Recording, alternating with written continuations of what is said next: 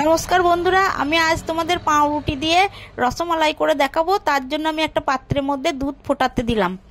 দিয়ে এবার আমি পিস করা পাউরুটি নিয়েছি, নিয়ে এবার এই পাউরুটি এই কালো যে অংশগুলো এগুলো আমি হাতের সাহায্যে কেটে ফেলে দেবো, দিয়ে সাদা অংশটা নেব।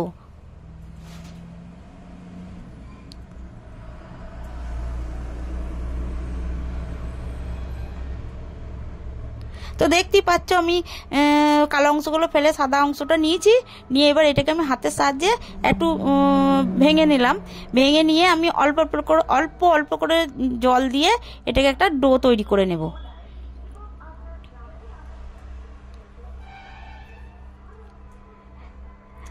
তো ডোটা আমার রেডি হয়ে গেছে। এবার আমি হাতের সাহায্যে একটা ছোট ছোট লেচি কেটে নেব।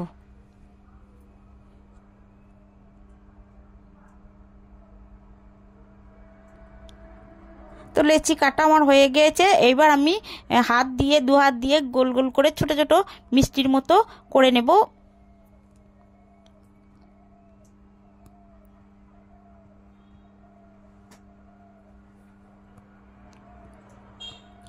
তো আমার প্রত্যেকটা গোল করা হয়ে গিয়েছে। এবার আমি দুধের মধ্যে আমি সামান্য চিনি দেব, খুব একটা মিষ্টি করব না। তো দিয়ে এবার আমি এটাকে একটু নাড়িয়ে নেব।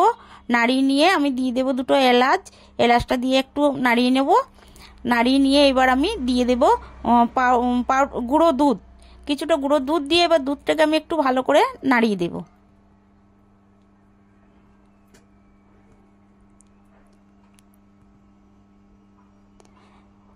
এবার আমি অল্প একটু ঘি দিয়ে দেব। ঘি দিয়ে এবার আমি এটাকে আবার একবার ভালো করে নাড়িয়ে দেব। নাড়িয়ে দিয়ে এবার আমি সেই একটু অল্প কুচো করা পাউরুটি ওটাকে আমি গাঢ় হওয়ার জন্য দিয়ে দেব। দিয়ে এবার আমি আবার ভালো করে একটু নাড়িয়ে নেব। দিয়ে এবার আমার এটা গাঢ় হয়ে গিয়েছে। এই যে আমি হাতের সাহায্যে দেখে নিচ্ছি একটু।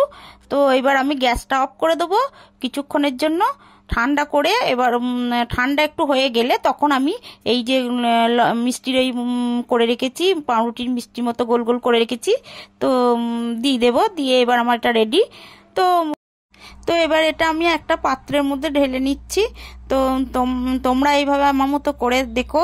ভালো লাগলে একটা লাইক, কমেন্ট, শেয়ার করো।